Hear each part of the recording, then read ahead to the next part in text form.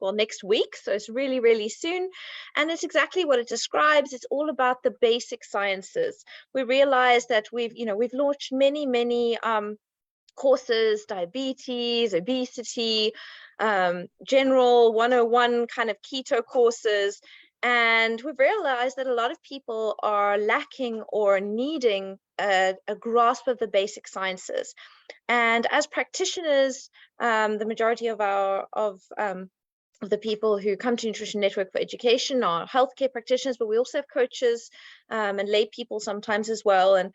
And I find even the doctors or dietitians, such as myself, it feels like it's been so long since we learned the basic sciences and the basic physiology.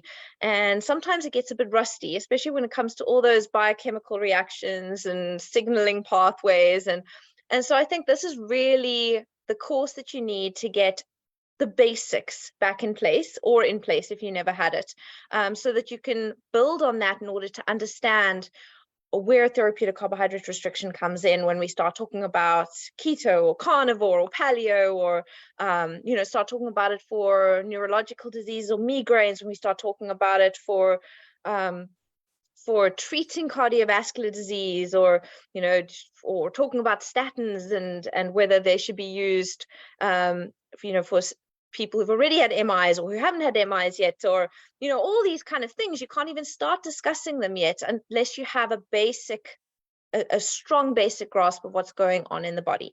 And that's what this training is all about. And we've got an amazing lineup of speakers to cover all the main topics and do delve into the basics of those topics. And we have two of those speakers here today. We have Ivor Cummins. Welcome, Ivor. Wonderful to have you. Ivor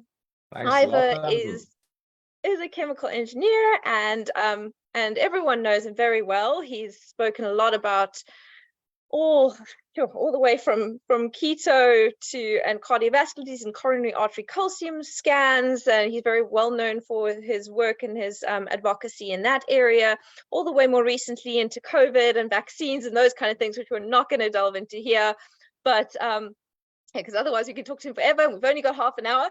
So we're sticking to the basic sciences, and his topic is on vascular disease, which he explains really beautifully from a very systems kind of perspective, which is what you need in order to understand the progression of something, or how something relates to something else and why it ends up where it does. But a very, very well referenced lecture as well, and very, very clear. And then so welcome, Ivor. Thank you so much for joining us. And then Angela, welcome.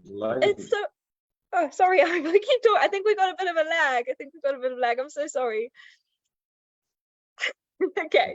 Angela, welcome. Angela Stanton also needs no introduction. Everyone knows her for her amazing work on migraines. And Angela, we have had you speak at Nutrition Network so much, and you're very involved in our platform and in answering all the questions that we have, and educating the practitioners, and she's so knowledgeable in the area of migraines and what's going on in the brain. So it's so wonderful to have you.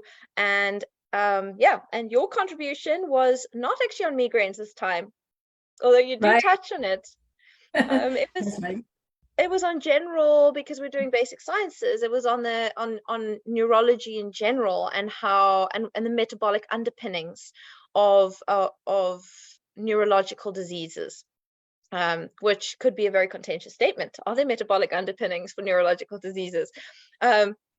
So that's what Angela's lecture is on, and she goes into all the way from the basics, as Ivor goes into the basics of the vasculature and the endothelial lining and the intima and the media and how it's built and what happens when things go wrong. Angela goes into the basics of the neuron and the myelin sheath, and how neural impulses are passed along and messengers are sent, and what neurons run on, and where the blood-brain barrier fits in, and insulin signaling, where does that fit in, and what fuels can the brain run on. So I think these are two beautiful lectures, really detailing these two really relevant topics from a basic sciences perspective. So welcome, Angela. Thank you. Nice seeing you again. It's been wonderful seeing you again as well. Great. So I'm just going to briefly, before we dive into your respective topics and you tell us a little bit about what you speak about, I just want to kind of go through the other lectures and lecturers who aren't here today, and what they speak about. We've got Bitten Johnson, who is an expert in addiction medicine, and she gives a two-part lecture. The first is about the basic sciences of addiction, and the second part is about, she goes into more about the treatment, tying in the basic sciences. We have we have a Belgian, I think it was Belgian, maybe he's, yeah, anyway, Ivor, and he speaks about the diabetic kidney disease, and that is really, it's a 30-minute intensive, very well referenced and very clear, also very systems based, similar to the way Ivor gives lectures, but maybe a bit more complicated, but exceptionally enlightening about what goes on in at the level of the kidney and the metabolic involvements there. We have got actually many other speakers, but I think I'm starting to worry about our time with Ivor, especially. I'm not going to go into them. I'm going to be giving a talk also about gastrointestinal related things. I have personal problems with inflammatory bowel disease, and so it's a very special interest of mine. And I have been following a carnivore diet for a few years myself, to manage that, and so I'm quite excited to have the opportunity to speak to you all about gastrointestinal health, and where kind of the basic sciences of that, and where ketogenic diets potentially might be helping, or carnivore diets in those cases depend. Well, they're all therapeutic carbohydrate restriction, right? So yeah, so I think without going into any more, let's get started.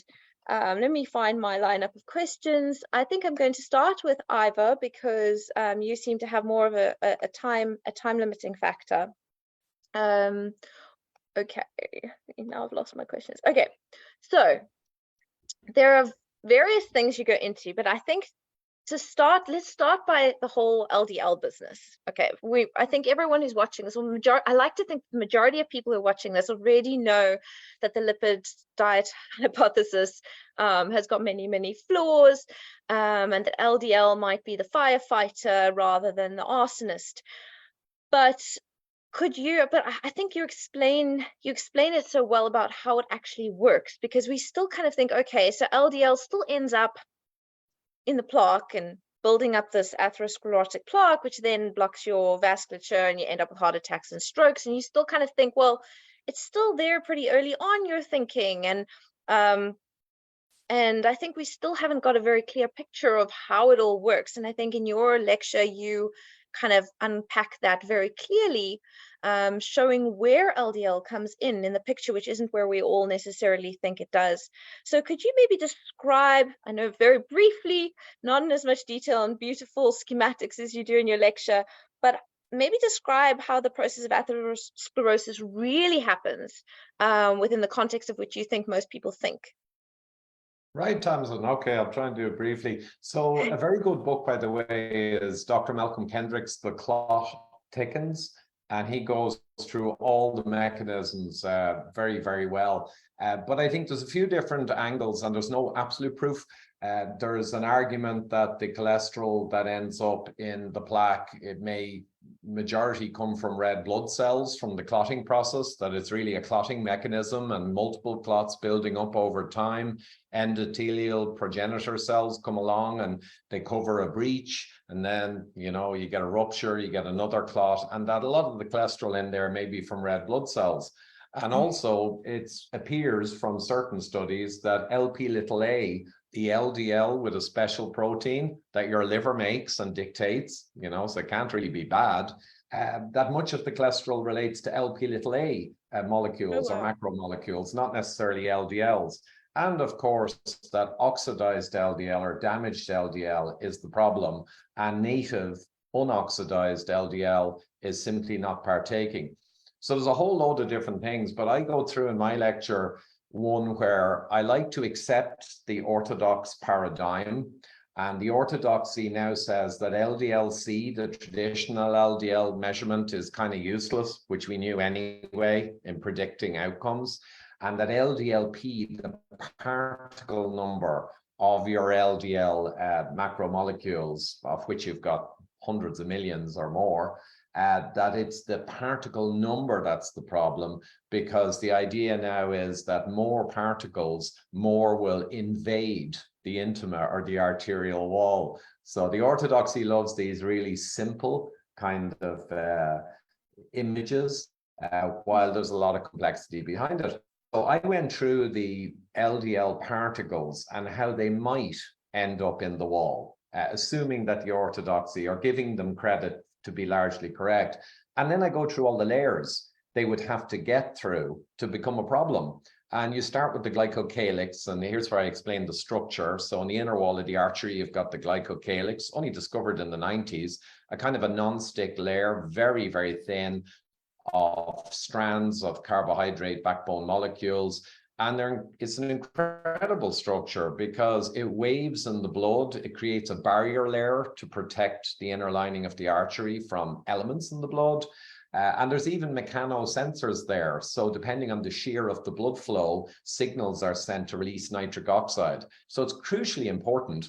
But I make the point that the things in the literature that damage the glycocalyx all go back to the list of root causes. They do not include cholesterol as a cause. They go back to hyperinsulinemia, insulin resistance, hyperglycemia, inflammatory compounds, autoimmune type issues. So even if LDL is given the credit for invading the intima, I make the point that the glycocalyx, the first barrier, the only reason it would ever let them come through inappropriately anyway is all the root causes that we prioritize.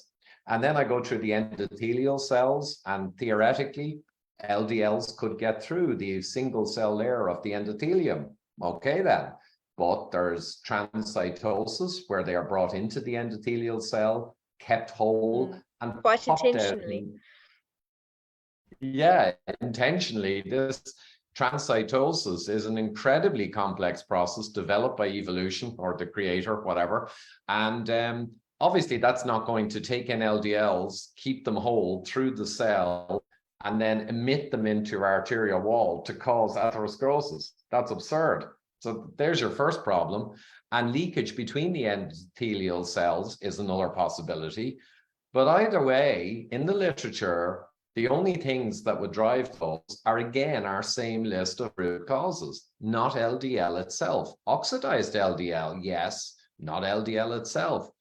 And when we go in then and we look at the proteoglycans inside the wall, and they're structured molecules that capture elements within the wall, they're kind of like, sticky, if you will. And they can indeed, with LDL or cholesterol inside the wall, they can capture and retain it and bind it. But when you look up the literature, what drives that inappropriate binding, if LDL was a problem, is the list of root causes. And the final one, there is another as well, but the final one I'll mention is the HDL, that high is good. Well, a team did an incredible study and they looked at the HDL efflux. So in other words, there's a natural process that cholesterol in the artery wall inappropriately, HDL can efflux or remove it. But the thing that causes HDL to not do that properly, they eloquently demonstrated, it's the same list of root causes that cause your HDL to have poor efflux capacity. So even taking the orthodox view and accepting, which is very challenged, that LDL does get in there and can be part of the problem, even accepting that, which is a big step, you can demonstrate that the only reason it would happen to any extent all goes back to non-LDL root causes.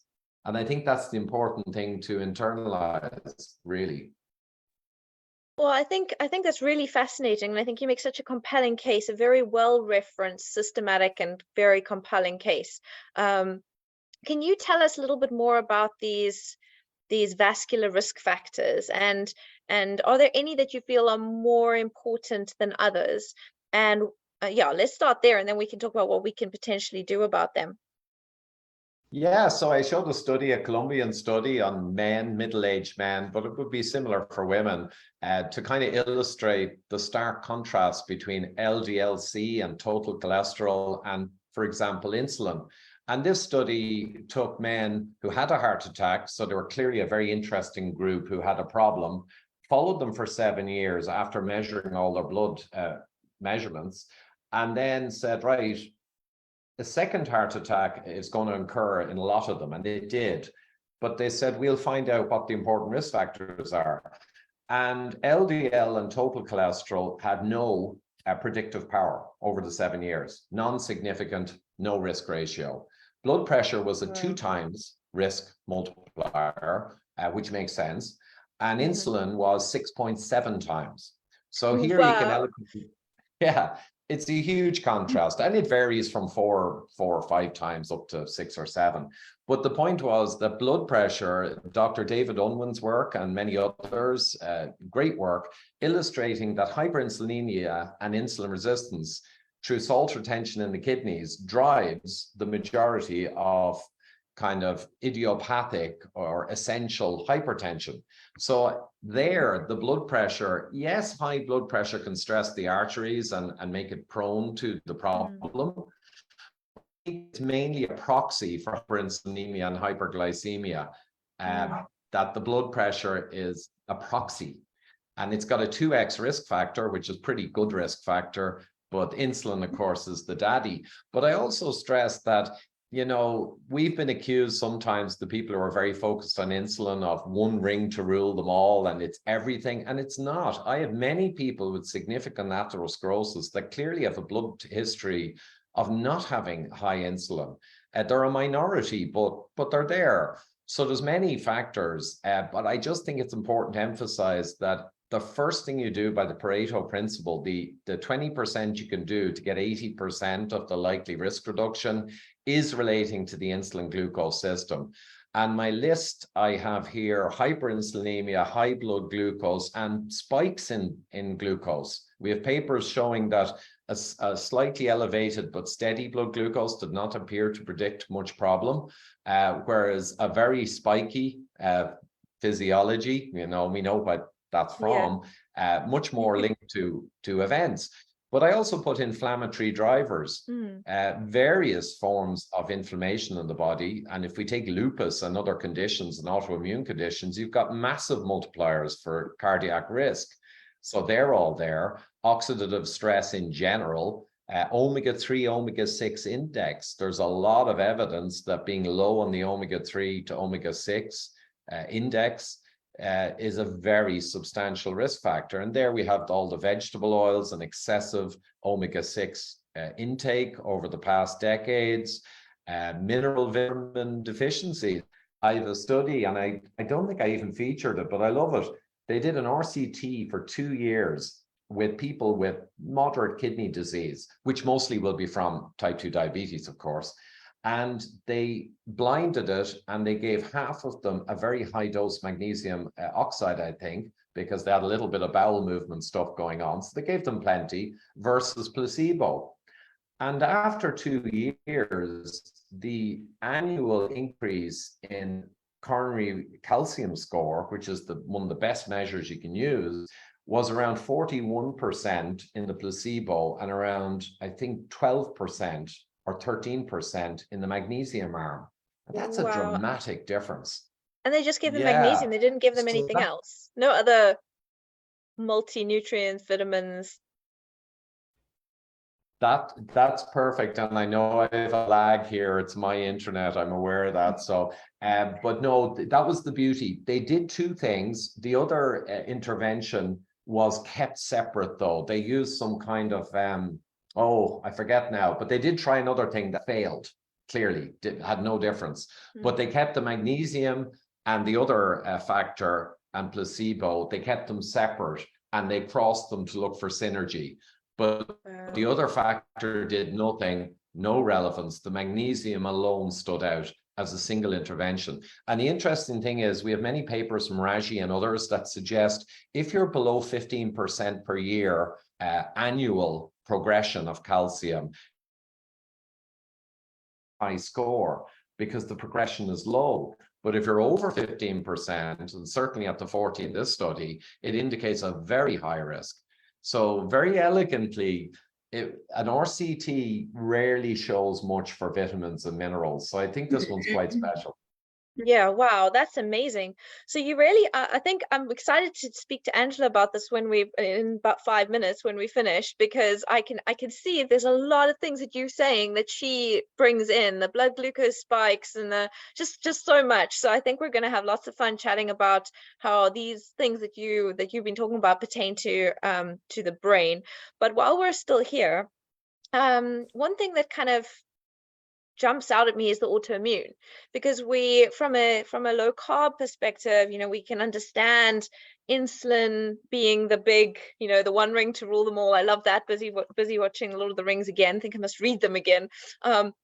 But yeah, you can understand that insulin's that or is often kind of hailed as being that in our space, and even the fact that you say, well, insulin's responsible for the blood pressure, so the blood pressure you could almost take off the list, because the insulin's the one that causes it anyway, potentially by reuptake of sodium and the and fluid and everything else.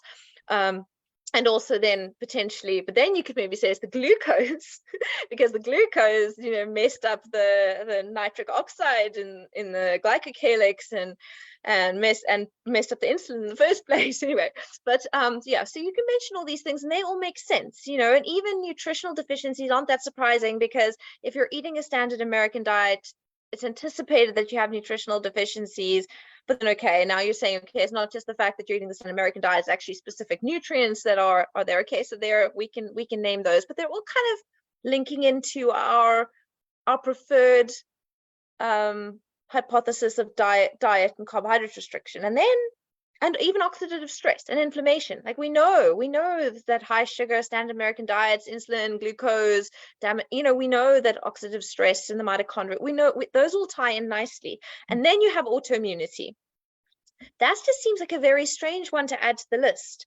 I understand, I can imagine it's linked to, okay, you have inflammation, and there's a link because now they're both immune.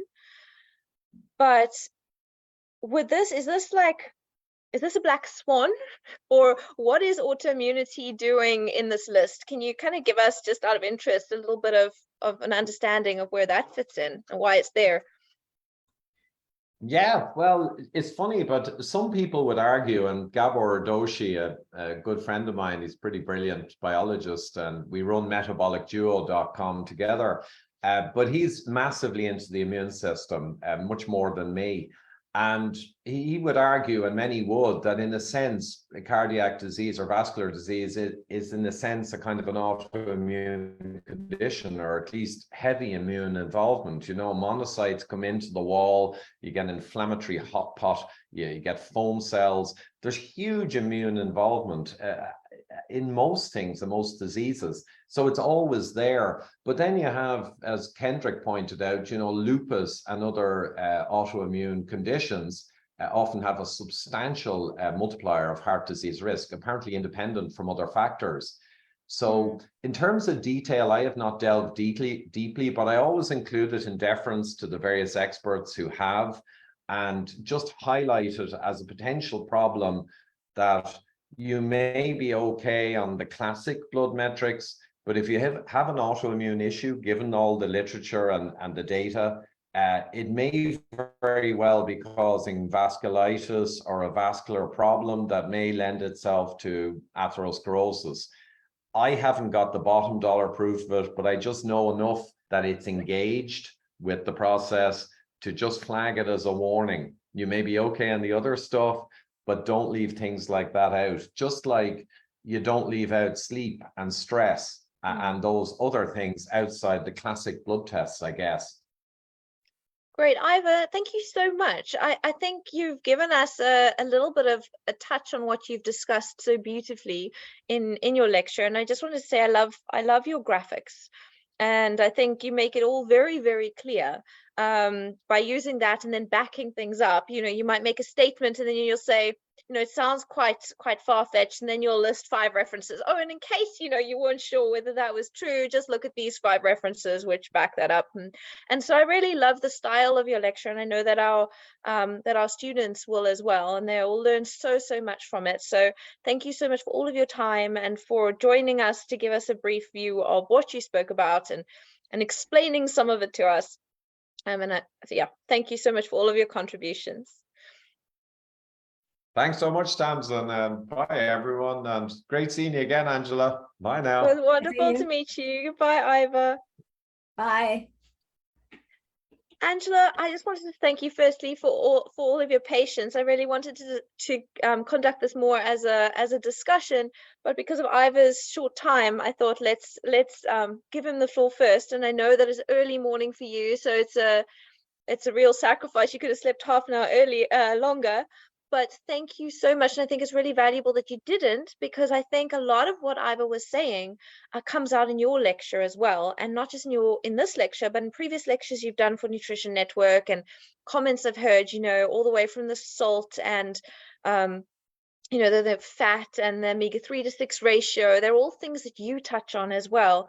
So I think without further ado, maybe you can dive into, let's start maybe with the basics, the sciences. I think that would be the best place to start. And then I'm sure we'll go more into those kind of things that the nutritional aspects. But let's start with what are these, because neurological diseases, they don't seem very nutritional, right? They don't seem very metabolic at all. I think you mentioned things like MS and obviously migraines and Alzheimer's. Okay, Alzheimer's we know is type 3 diabetes, so there maybe, okay, fine.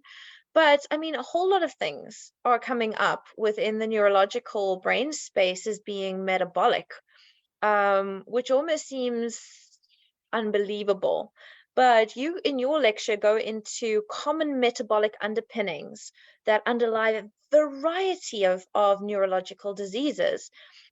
Can you tell us what are these things that are common from to all neurological diseases? How are they metabolic?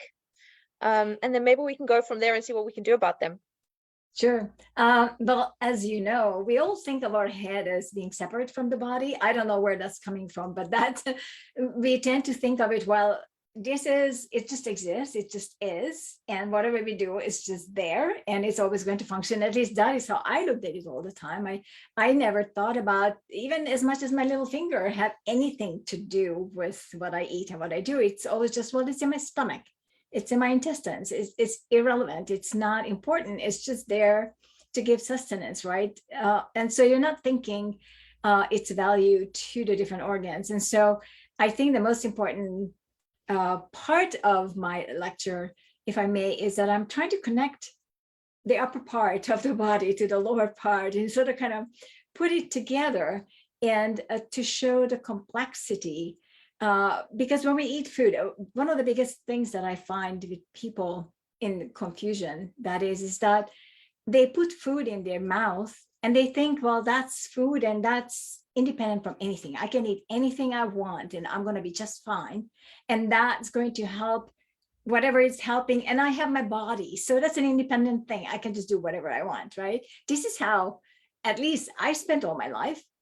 And so it's very difficult to relate to the fact that that's not how it is, that whatever you eat, it's not even what you eat, but how what you ate is being used that actually decides how your brain functions, how you can talk and walk and sit here and make this interview. And it's very, very complicated to understand this. I can see this in my migraine group, which has now over 15,000 members, that just the understanding of how the food converts into us.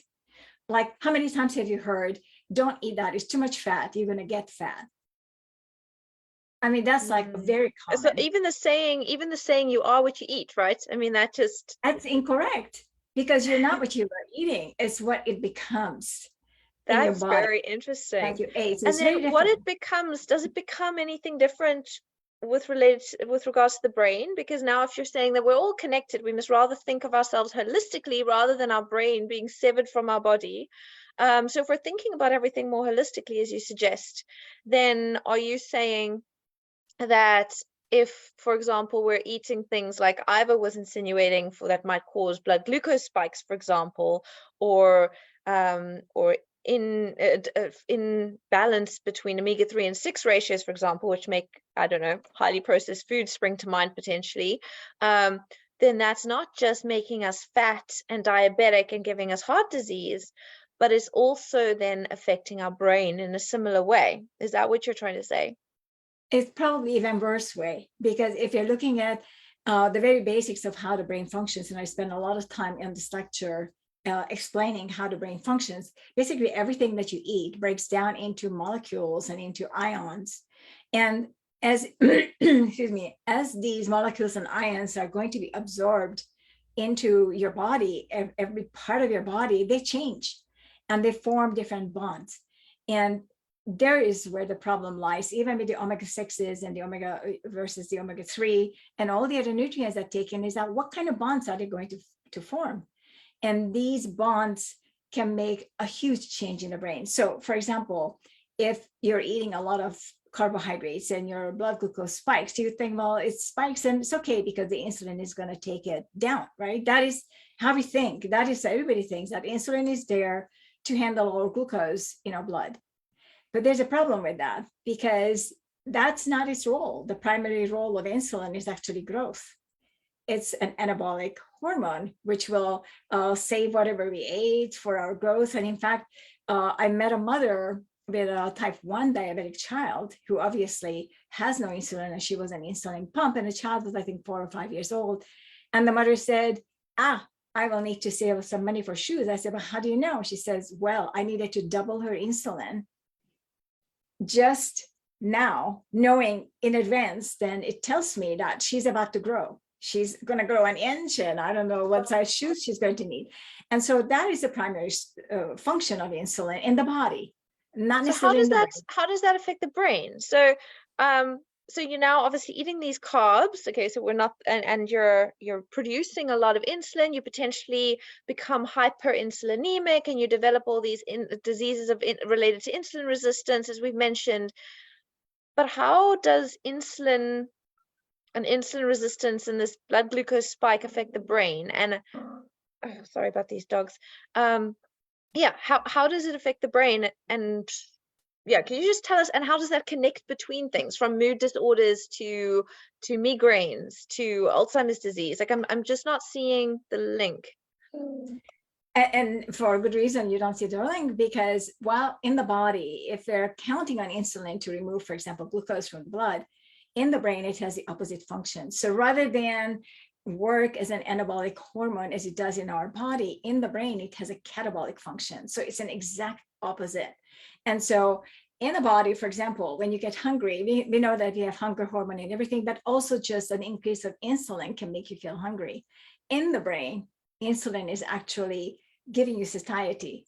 So it's exactly the opposite. And so if we have an insulin problem in our body, then we're going to have a problem in the brain as well, but it's going to have a different problem. And because of this different problem, and also the other 3 other very important hormones that we have to mention is it's not just insulin, but it's also ghrelin, which is the hunger hormone, and also glucagon and leptin. So we're talking about 4 different hormones, but they all work sort of kind of together, and they all have opposite functions in the brain from the body, which is, it just tells you that, yes, it's a different thing. Yeah, that's crazy. But in a completely wrong way. Wow. Yeah, we don't think about that at all, that it could be completely opposite, because we definitely think about them in a certain way. You know, insulin is anabolic. That's what it does. So what are the implications of this, Angela? Like, what are the implications? Let's focus on insulin resistance as one of insulin, or hyperinsulinemia being one of Ivor's vascular disease risk factors. And I know that in this space, we all talk about that.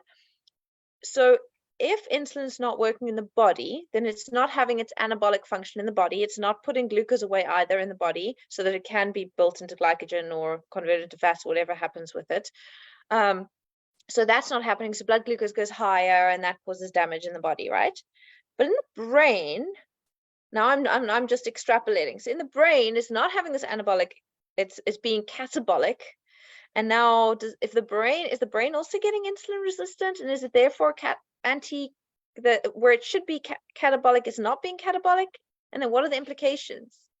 Okay, so being catabolic isn't necessarily a bad thing, because in the brain, we have a lot of neuronal connections, for example. And if you want to forget something, assume, for example, you had some accident and you're going to forget about it. then disrupting the connections between the neurons so that the signals don't pass and you kind of forget about your accident is a beneficial factor. And so insulin in the brain is responsible for destroying the connections.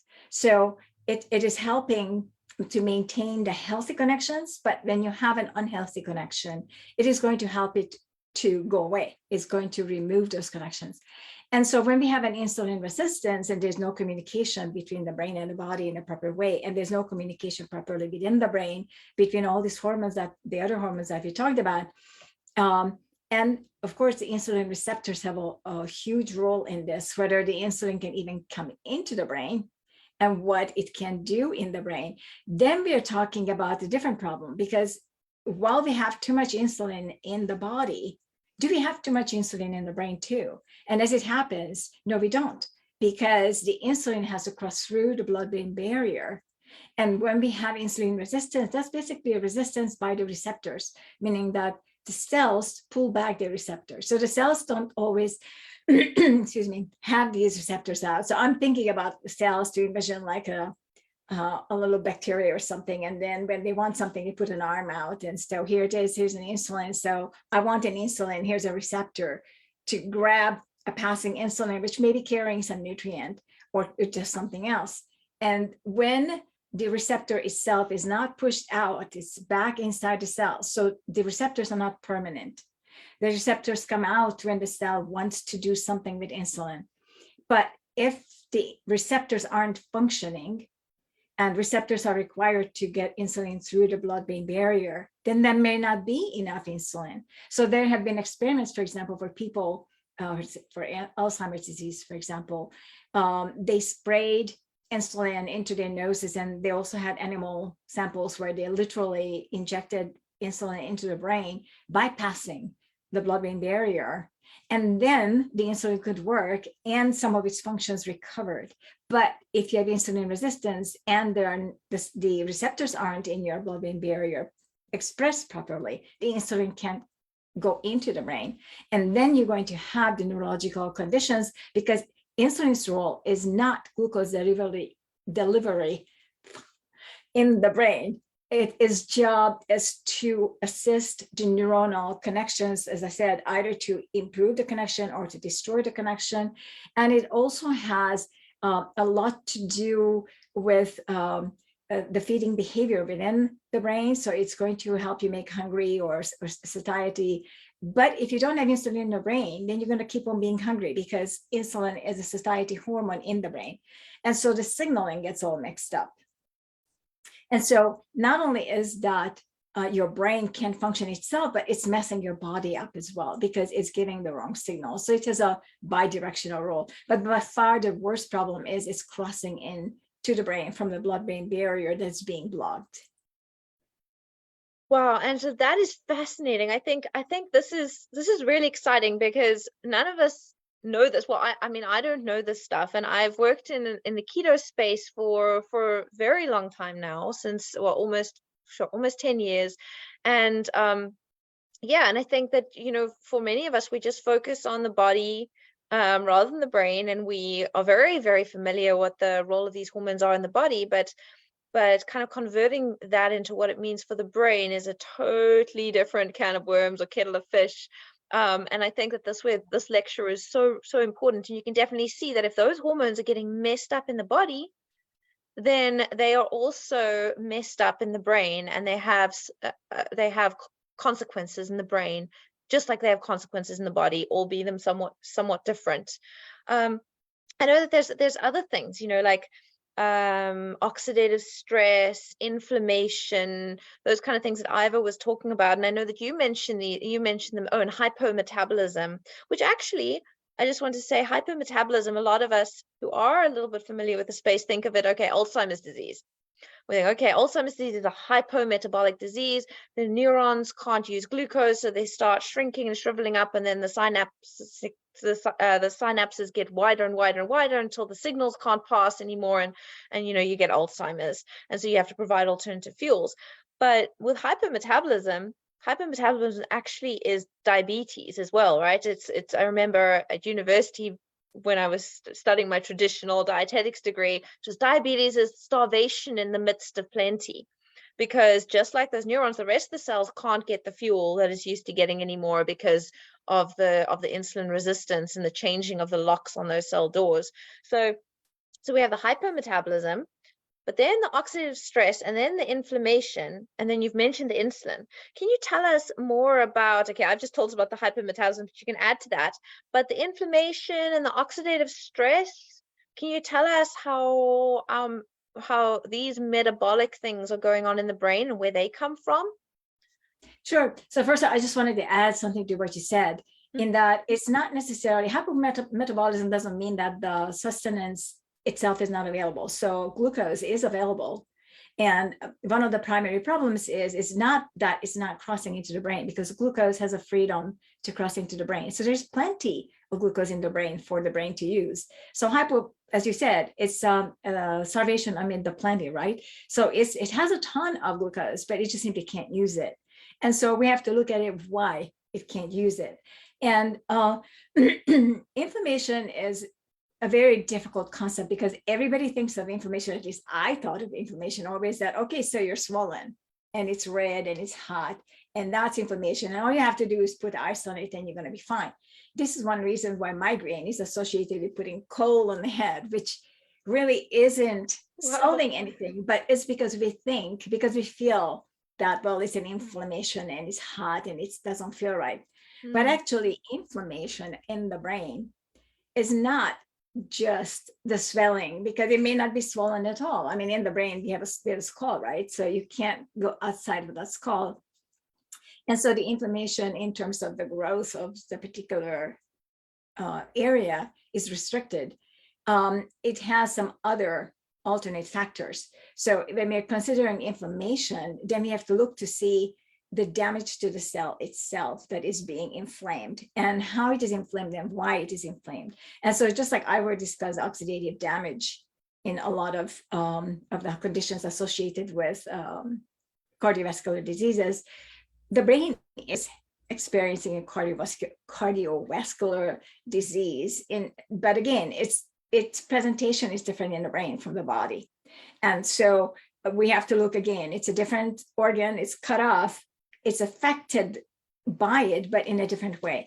And so when we're talking about hypometabolism in the brain, we're really talking about the mitochondria's inability to use the glucose that is available. And there are many reasons for this. It could be, for example, that the mitochondria are dysfunctional because they don't have enough oxygen. So this would be a case if somebody has a stroke, for example, where the blood circulation is cut off for a while as a result of the blood clot, and therefore there's not enough oxygen, and that causes the same or similar kind of response. But this very same thing can also take years and years to develop in the case of diabetes or Alzheimer's disease or multiple sclerosis or many of the muscle degenerative diseases. And I was really surprised to see ALS to be on this list as well, because you think about what ALS is, and you see these people in their wheelchairs completely crippled up and they can't move, and you think, well, this has got to be a genetic condition. And then as you do your studying, you realize, well, they may have had the genetic predisposition to have this particular symptom of inflammation and oxidative stress, and the glucose metabolism, hypometabolism, but basically it is a condition associated with diabetes of the brain. And so when you're looking at it this way, it sort of kind of changes the meaning of what we're talking about. So when we're talking about inflammation, oxidative stress, or any kind of condition in the brain that is an autoimmune, and 99% of all diseases today are of autoimmune origin, then we have to look to see one of these or all of these hormones, the insulin, the ghrelin, the leptin, and the glucagon, and how they function, because their role in the brain is just so different. And you have to look to see the oxidative damage. So for example, what is oxidative damage? So if an organ is using glucose as predominantly as its fuel, then the glucose, I mean, you can't feed mitochondria glucose. They're not getting glucose. It's not like I'm eating some carbohydrate and my mitochondria are eating that carbohydrate. there are a lot of steps in between to change that carbohydrate into what the mitochondria can eat, which is acetyl coenzyme. It's a completely different substance. And so it has to go through steps that involve oxidative stress on its own. And to convert the glucose, first of all, to get glucose out of carbohydrates, right? So you have to take it out of starch or fructose or whatever else that we eat. And then it has to be converted to pyruvate and lactate. And then from there, it's an acetyl coenzyme, and there it's going to go into the mitochondria. But these steps are heat associated. So think of a car battery. What happens if you want to start your car, but it's overheated? Can you start it? You can't, right? So it's exactly the same thing in the brain. It's overheated. So when you have an oxidative damage, reactive oxygen species, and it's a thermal event to use glucose, and your brain can't, it's literally preventing you from using it because it's overheating. So we have to sort of kind of turn around and look at it in a different way a little bit. So it's not just that you can't use glucose, but because it's creating all these other functions and stress, and therefore you can't use it. Wow, that's really fascinating, Angela. And I think it's really interesting to see, as I've been going through all the lectures, I've been noticing that the same things are coming up. You know, you've mentioned insulin as well as glucagon, you know, and then you've mentioned, but mainly, I mean, everyone's mentioning those two at least, if not leptin. And then you're getting the oxidative stress, which comes up again and again, the inflammation, which comes up again and again, the hypometabolism, which comes up again and again. So I'm seeing these recurrent themes, and I think that whatever's going on in the body is going on in the brain as well. Clearly, there's just different outcomes, and then that obviously combines, as you said, like with ALS, with potential genetic factors, which mean that you might end up with ALS and someone else might end up with migraine and someone else might end up with a heart attack. But it's those processes that are behind, or at least playing a large role in a lot of diseases.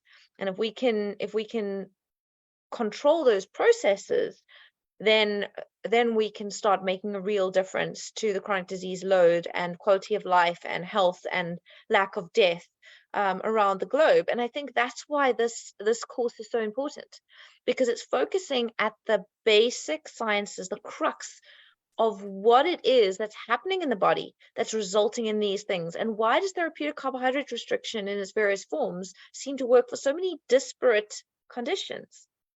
It's because the underlying factors are the same. And it's not just insulin, apparently.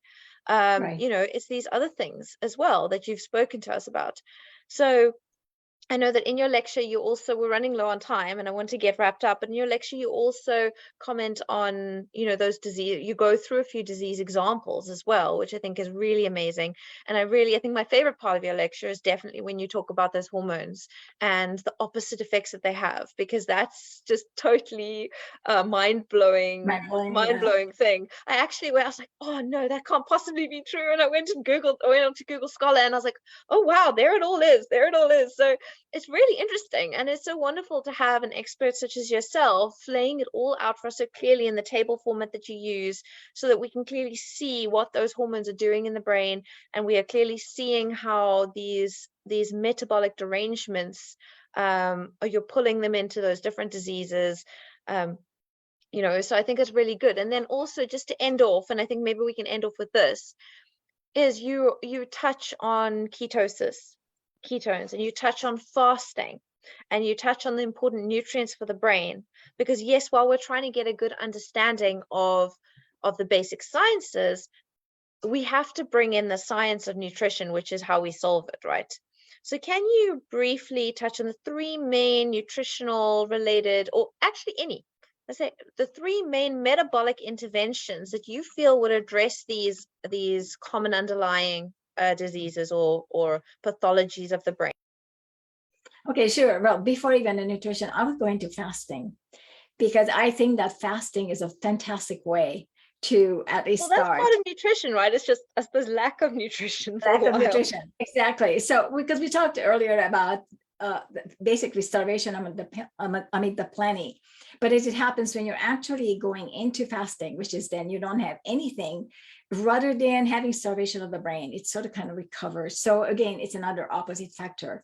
And it also works for the body as well. And one of the reasons during fasting why this is happening, particularly if you get into the autophagy stage, which would happen over 24 hours of, or past 24 hours of fasting, is because at that time, the whole body and the brain can start optimizing. And so it can remove those cells or parts of the cells that don't function and replace them with functioning parts.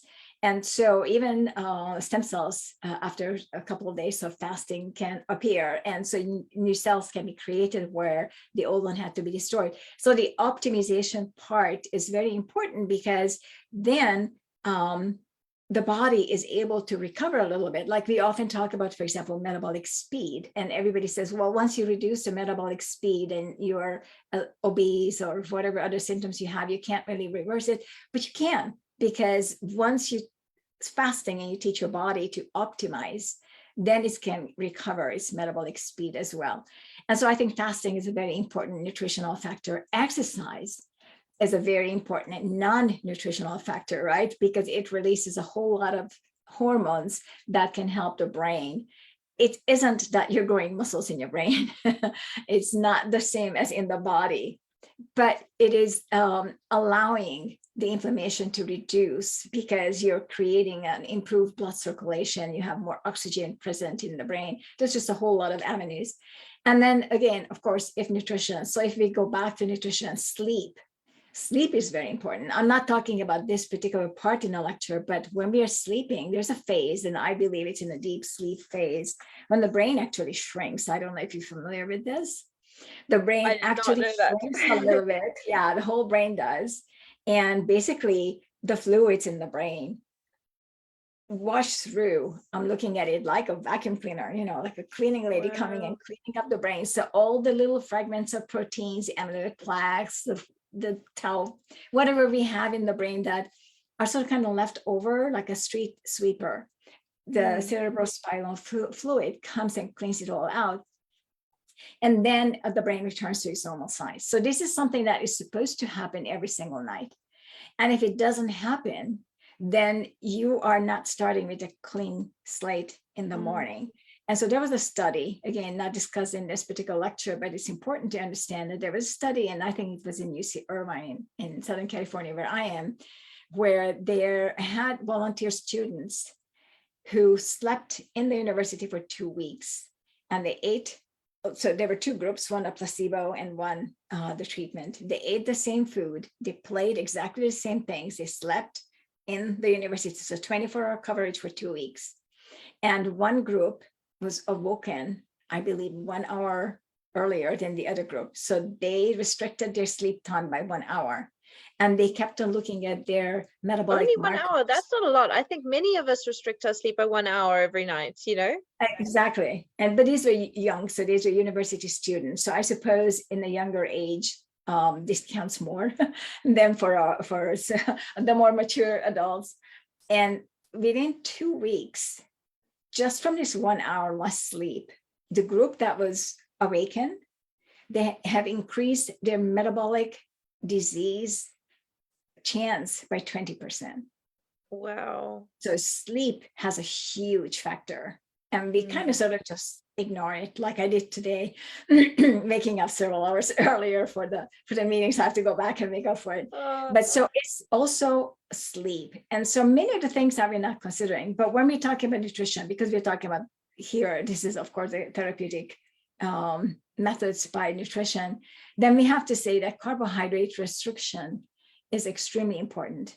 And because the brain is over 85% fat and cholesterol, and we forget this, and all this is very ties to Ivor's discussion, because obviously our body is making cholesterol because our brain is 65% cholesterol. Nearly all of our brain is cholesterol, right? And then the fat, which is also structural as well as can be used as fuel, another 20-25%. So when we're looking at this, then why are we eating carbohydrates? Why aren't we eating cholesterol and fat and the kind of foods that can help us create healthy cholesterol and healthy fat. Exactly. It makes so much sense. So much sense. So Angela, I'm gonna stop it there, although I know you have so much more to share with us. So I think everyone's just going to have to watch your lecture to find out more about the basic sciences of the brain and how this all works. And then obviously listen to your other lectures on migraines and, you know, chat to you maybe on the Nutrition Network platform, because I know you're a complete wealth of knowledge. So thank you for waking up early for us. Please do catch that up, because we can't have you having any metabolic derangements or anything, or getting more migraines, okay? So you catch up on that sleep, and so that you can do some more lectures for us so that we can all improve our practice with our patients. And thank you so much for your time today and for your contributions in general to the space, and to all of the Nutrition Network practitioners. Thank you, really Tamsin. Really appreciate it. Thank you so much. Thank you, Angela. So I'm going to call it a wrap now. You guys, there's so much in this. You know, in the beginning, I touched on a few of the lectures. I said, you know, we have Ivor doing diabetic kidney disease. We have Burton Johnson doing addiction, but we also have Sue Beckers, who's a Nutrition Network practitioner and a GP for 30 years in the UK, with a master's degree in, if I remember correctly, in nutritional medicine, and also she's got psychology background as well, and she talks about lipidology, interestingly, which she's done a journal club for Nutrition Network on the topic, and she explains it with the most beautiful illustrations, where I think you know, Malcolm Kendrick would actually be proud, because she takes this complex space and suddenly these lipids are ships and boats with different cargo, and they're docking at different stations, and it's just it's an imagery that you will just never forget, and a way of understanding lipidology, which is such a complicated science, in a very basic way. So Sue Becker's lecture is amazing. John Cripps, another Nutrition Network practitioner and emeritus professor as well, an ophthalmologist from Canada, he speaks to us about the basic sciences of the eye. The eye is so seldom spoken about, but yet, as we've come to realize, things like macular degeneration, it's exactly the same thing as what's going on with these metabolic derangements in the brain, as Angela's spoken about, or in the vasculature, as Ivor's spoken about. It's a metabolic disease, and it affects the eye just as much as it affects anything else. So John Cripps really speaks beautifully about that. Gout is a really interesting one that, again, people haven't spoken about enough, nor understood enough. And it's got some really key basic science pathways that explain it very clearly. You will understand how carbohydrates and sugars promote gout. Whereas I know in the traditional, you know, we all think it's purines, it's, you know, meat and it's, you know, but it, you know, Peter Delanoy will explain it beautifully to you to see what's really going on and where the real culprits are. Hasina Kaji, our own Nutrition Network medical director and integrative medical doctor, she speaks to us about insulin resistance, which is the crux of much of this. This is the one ring to rule them all. But remember, there are many other rings, eh? There's many other rings. So we've got that. We've also got Peter Delanoy doing more, talking to us about the basics of the pathways, the metabolic pathways, because you need to understand those. Dr. Louise Phillips also speaks to us about that, and Rob Siver speaks to us about the liver. So this is a really comprehensive whirlwind tour of the basic crux of what therapeutic carbohydrate restriction is built on, what's actually happening in the body, so that we can go and fix it and we can build on this. This will now become one of the central parts of the Nutrition Network certification path. You will have to do this going forward in order to become a certified practitioner, because it's that important. So I highly recommend that everyone buys this course, watches this course, and learns from this course. Wonderful experts such as Angela. Thank you so much for your time, Angela, and thank you to our viewers. And goodbye, good morning, good night, good afternoon, wherever you are. Thank you. Bye. Bye.